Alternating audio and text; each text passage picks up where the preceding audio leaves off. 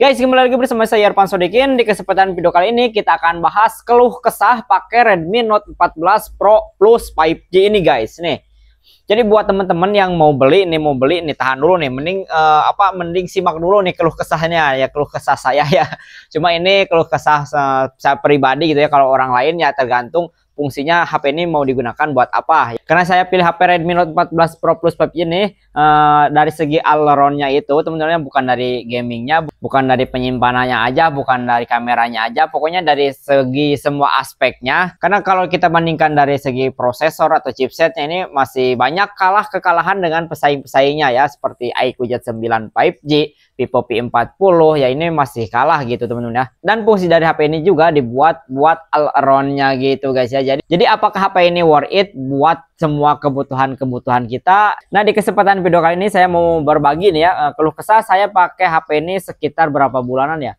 2 bulanan lah ya, kurang lebih 2 bulanan saya pakai HP Redmi Note 14 Pro Plus 5G ini. Apa saja sih yang saya rasakan keluhan dan manis-manisnya di HP ini? Oke, daripada penasaran, mending aja kita bahas guys ya. Tapi sebelumnya mohon maaf nih buat teman-teman yang lagi cari HP 1 sampai 5 jutaan, teman-teman bisa lihat daftar harganya di bawah deskripsi video ini, atau mau check out langsung juga bisa ya, biar dapetin potongan lebih gede nanti di Shopee-nya guys ya. Oke, kita langsung aja ke pembahasannya guys. Oke teman-teman, ini dia HP-nya Redmi Note 14 Pro Plus 5G. Nah, tapi saya mau disclaimer dulu ya, ini keluh kesah bagi saya pribadi yang menggunakan HP Redmi Note 14 Pro Plus 5G ini guys. Nah, tadinya saya beli HP Redmi Note 14 Pro Plus 5G ini buat kebutuhan konten sehari-hari saya gitu teman-teman, karena sekarang masih pakai Infinix yang harganya 2 jutaan aja, yaitu Infinix Zero 30 ya. Dan sampai saat ini saya masih menggunakan HP tersebut ya. Tadinya mau pindah ke sini, dan ternyata setelah saya nyoba beberapa bulan ternyata kurang memuaskan untuk hasil videonya guys. Nah, siapa tahu di sini teman-teman juga ada yang mau niatan beli HP ini buat kebutuhan konten sehari-hari. Nah, jadi pas banget nih ya kita akan bahas ya, karena buat kebutuhan itu kita nggak hanya di segi kameranya, tapi di segi performanya, ngeditnya, dan segala macamnya, apakah HP ini worth it atau malah sebaliknya. Oke, jadi kita akan bahas dari manis-manisnya dulu lah ya. Nih, saya akan bahas dari kepuasan saya dalam menggunakan HP Redmi Note 14 Pro Plus 5G ini. Kita bahas dari segi manisnya dulu. Nah, yang pertama saya puas di HP Redmi Note 14 Pro Plus 5G ini dari segi build quality-nya guys ya, dari segi desainnya, build quality-nya ini HP-nya berat banget guys ya, asli berat. Tuh, kualitasnya ini benar-benar solid sih teman-teman ya.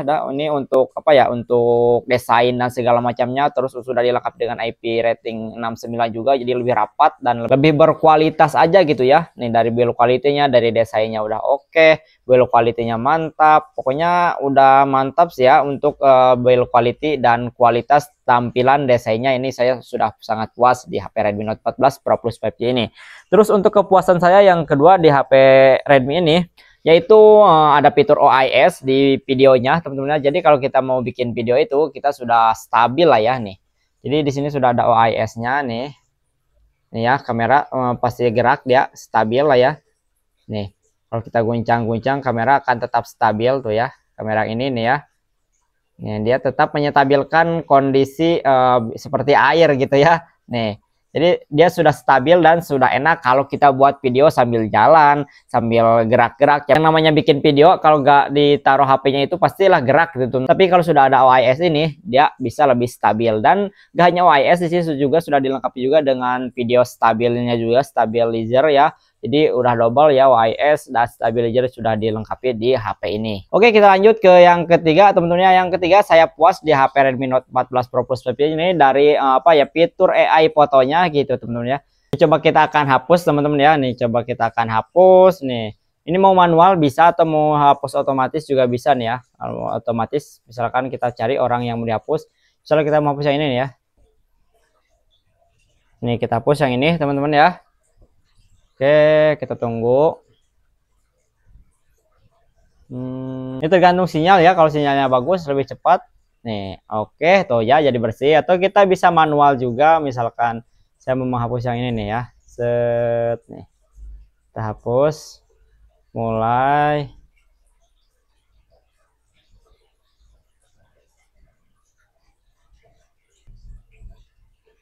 Set. Oke, sudah mantap ya. Nih. Dan tapi kadang juga nggak sesuai dengan yang kita harapkan, kadang jadi ganti objek gitu ya, walaupun kita mau hapus malah Jadi ganti objek gitu, jadi objek apa gitu ya. Nah, itu kepuasan saya itu dari AI fotonya, dari segi AI foto nih ya, hasilnya seperti ini gitu teman-teman ya. Oke, untuk yang berikutnya saya puas menggunakan HP ini yaitu dari segi AI pencariannya gitu teman ya. Seperti ini misalkan set ya. Kita cari ikan ini nih teman-teman ya, misalkan ikan kita tinggal lingkari aja, otomatis dia masuk ke Google ya. Nih ya.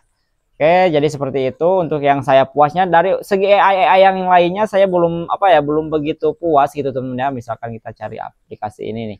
Ini logo Facebook langsung ke Google gitu ya. Atau kita lagi di tempat sesuatu gitu ya. Misalkan kita mau tahu nih ini tuh HP apa ya, atau ini tuh tanaman apa gitu ya. Tinggal kita foto ya. Lalu kita lingkari lagi ya. Kita tekan dulu di sini. Langsung kita lingkari misalkan nah ternyata HP ini HP Redmi Note 14 Pro Plus 5G ya, kalau kita nggak tahu ya.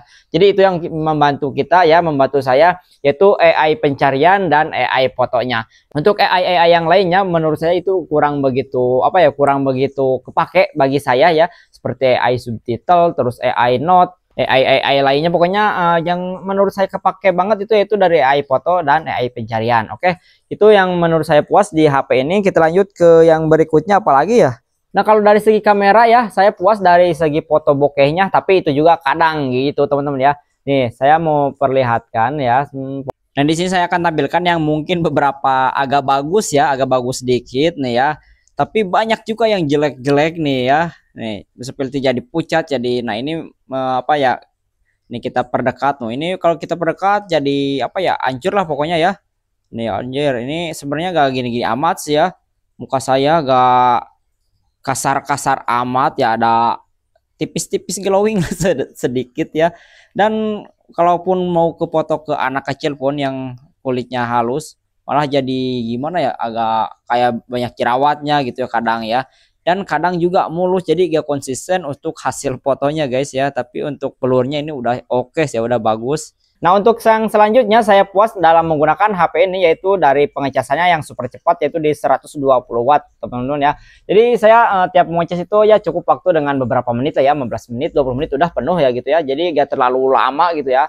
Terus kepuasan yang berikutnya ini dari baterai ya, lumayan cukup awet teman-teman ya untuk seri Note 14 Pro Plus 5G, karena untuk kepanasnya juga ini gak seperti yang Redmi Note 14 5G itu. Kalau yang Redmi Note 14 5G itu banyak yang ngeluh HP-nya panas banget ya, di grup juga sama begitu. Tapi nggak tahu sih ya. Tapi kalau untuk yang Pro Plus 5G ini untuk panas menurut saya ini nggak terlalu panas ya, karena ini sudah pakai Snapdragon ya chipsetnya juga. Tapi kalau dibandingkan dengan pas pertama seminggu pemakaian, ini baterai lebih awet banget ya. Satu hari saya nonstop gak habis, tapi sekarang mungkin satu hari habis lah ya. Kalau sekarang dari pagi sampai malam lah ya, malam udah habis itu ya kalau sekarang.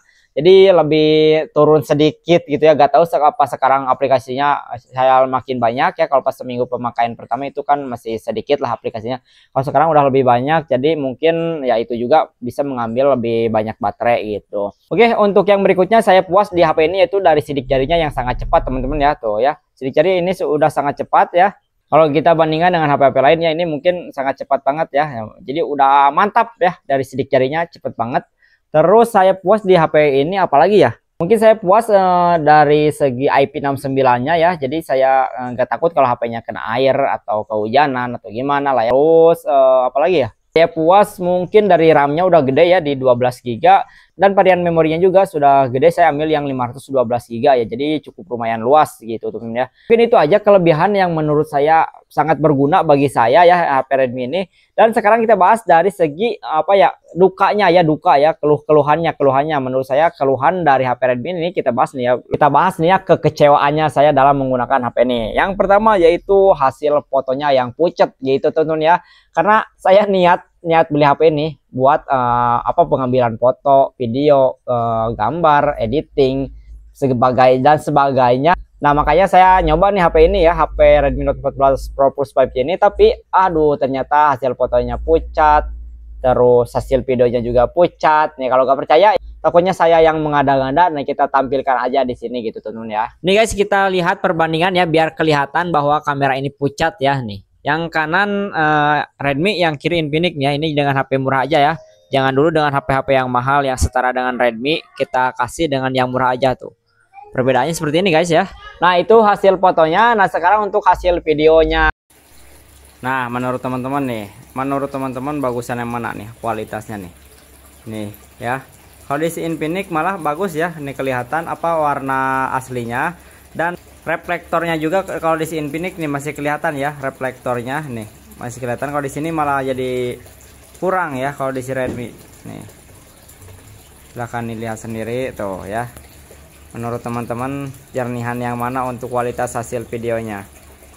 Ini harganya beda jauh ya, 3 kali lipat. Set nih. Ya, silahkan ditilai sendiri aja lah ya. Nih. Kalau menurut saya sih kurang ini ya di si Redmi. Set. Oke, silahkan ditilai aja lah sendiri teman-teman. Ini kita lihat langsung ya ke orang nih. Ini kalau di si Redmi jadi putih ya tuh. Lihat hasilnya jadi putih ini di resolusi 1080 60 fps dua-duanya. Tapi kalau di si Infinix yang lebih murah, jauh lebih murah ini jernih, apalagi kalau dibanding dengan HP-HP yang setara ya dengan Redmi ini kalah jauh sih guys. Untuk hasil videonya juga, waduh guys ya. Kalau untuk di video ini kelebihannya itu yaitu dari stabilnya aja teman-temannya. Kalau menurut saya sudah punya stabil doang, tapi untuk hasilnya jernih kurang. Terus warna kurang, bahkan saya bandingkan dengan iQOO Z9 5G itu kalah jauh ya. Terus saya coba bandingkan lagi dengan HP ini yang saya pakai, Infinix Zero 30 yang harganya cuma 2 jutaan aja, kalah lagi. Wah pokoknya kecewa sih guys ya. Tapi mau gimana lagi ya, ini bukan lebih ke natural atau lebih ke mirip ke asli, ini menurut saya bukan sih ya. Kalau saya sudah bandingkan secara detail, atau kalau teman-teman yang punya silahkan dites aja langsung aja sendiri gitu teman ya. Tapi ini emang bener-bener warna itu jadi turun lah ya dari warna aslinya. Bukannya ditaikin lebih bagus, lebih semut, lebih mulus, lebih jernih. Ini malah jadi turun. Nah itu yang saya kecewa ya. Terus untuk kekecewaan yang berikutnya yaitu hasil foto yang nggak konsisten guys ya di HP ini. Ini untuk hasil fotonya di tempat yang sama, di waktu yang sama, di objek yang sama, ini hasilnya nggak konsisten guys menurut saya asli. Kadang saya mau moto orang itu kadang bagus ya. Terus saya coba jepret lagi, kadang burik, kadang mulus, kadang pucat, kadang naik warnanya. Kenapa gitu ya? Kok bisa gitu? Padahal saya sebelumnya pakai HP-HP yang lain gitu, kagak gitu ya. Kalau hasil foto ya kalau tempatnya sama, waktunya sama, objeknya sama ya. Mau beberapa foto pun ini sama, tapi kalau di si HP ini kenapa kok bisa kadang jadi mulus, kadang jadi burik, kadang jadi maghrib. Wah pokoknya aduh. Udah sih ya untuk hasil fotonya gak terlalu bisa diandelin gitu teman-teman. Oke kita lanjut ke kekecewaan yang berikutnya. Nah untuk kekecewaan yang berikutnya yaitu ini layar lengkungnya teman-teman ya. Ini HP Redmi Note 14 Pro Plus 5G ini apa ya, ceritanya ini layar lengkung ya. Tapi lengkungnya ini cuma dikit teman-teman nih. Lengkungnya ini cuma dikit doang. Nih kalau saya bandingkan ya dengan HP-HP layar lengkung lainnya. Kalau HP layar lengkung lainnya ini lebih ke belakang dikit lah ya, lebih ke belakang dikit. Tapi kalau Redmi ini lengkungnya ini sedikit banget ya, sedikit banget pokoknya. Jadi nanggung kalau menurut saya ya layar lengkungnya ini. Jadi kalau daripada dibikin lengkung sedikit begini, mending apa bikin layar datar aja. Karena kalau layar lengkung segini doang malah susah anti gores teman-teman ya. Lengkung kagak ya, lengkung juga emang lengkung tapi cuma sedikit aja nih. Lengkungnya ini cuma sedikit doang. Nih, jadi layar cuma sampai sini teman-teman ya, sampai anti gores ini nih ya. Dan lengkungnya pokoknya cuma sedikit doang. Jadi nanggung menurut saya nih, mau lengkung mau lurus kayak mending lurus sekalian kalau cuma lengkung sedikit doang gitu ya. Nih kalau kita lihat dari samping nih ya, cuma kelihatan segini aja nih ya. Nih. Biasanya kalau layar lengkung itu kelihatannya lebih banyak ya, di samping juga kelihatan banyak, kalau ini cuma sedikit doang. Jadi ya nanggung menurut saya ini untuk layar lengkungnya. Terus untuk kekecewaan saya yang berikutnya dari ultrawidnya ya, ini udah emang sudah ada ultrawidnya teman-teman, udah oke lah. Ya, emang HP-nya udah di kelas 5 sampai 6 jutaan, tapi untuk ultrawidnya ini yaitu ini 0,6 teman-teman, bukan 0,5 ya. Jadi kalau menurut saya sih ya kurang apa ya, kurang memuaskan gitu teman-teman ya kalau masih di 0,6 ya. Itulah kekecewaan saya yang berikutnya. Terus kekecewaan yang lainnya, kamera 200 megapikselnya yang digadang-gadangkan ya, 200 megapiksel ini ternyata nggak begitu kepake teman-teman ya. Gak begitu kepake karena kalau kita tiap mau moto pakai kamera 200 megapiksel ini guys, ukurannya bisa sampai 75 MB guys. Satu fotonya itu bisa sampai 75 MB, tapi kadang 50 MB, kadang 30 MB nih ya. Coba sekarang cek ya. Nih, ini 22 MB ya satu fotonya, tapi kadang sampai di 75 MB ya. Itu pas kita hasil fotonya tuh. Jadi menurut saya aduh, jadi itu malah bikin memori penuh gitu teman-teman. Jadi bagi saya kamera 200 megapiksel itu kurang begitu penting ya. Oke, untuk kekurangan atau keluhan yang berikutnya yaitu dari segi kamera teman-teman ya. Segi kamera ini kalau kita lagi mau buru-buru ambil foto, ini kadang suka crash teman-teman ya. Nih. Misal kita mau ambil foto buru-buru, ini kadang suka apa ya, crash dulu, telat dulu gitu teman-teman ya. Nih. Coba kalau kita sengaja sih susah ya kalau kita sengaja cari crashnya. Ini emang kadang ya, kadang misalkan kita lagi ada momen nih, ada momen spesial, saya cepet-cepet ribut buka kamera dan dia malah crash gitu teman-teman, malah telat atau apa ya. Aduh, kata saya teh ini HP gak bisa dianalin ya.